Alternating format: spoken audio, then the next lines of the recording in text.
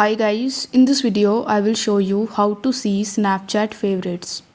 For that you need to first launch your Snapchat application, and on this camera page you will be able to see this memories tab right next to the circle of your camera. So you just have to tap on it and then you will be able to see the home page of your memories where you will be able to see the camera rolls.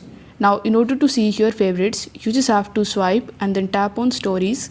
In the stories you will be able to see all of your favorite stories, so you can tap on any of the stories that you like and there you will be able to see an heart icon. So if you want to remove that story from your favorites, then you just have to tap on that heart icon, and if it turns blank it simply means that you have successfully removed that story from your memories.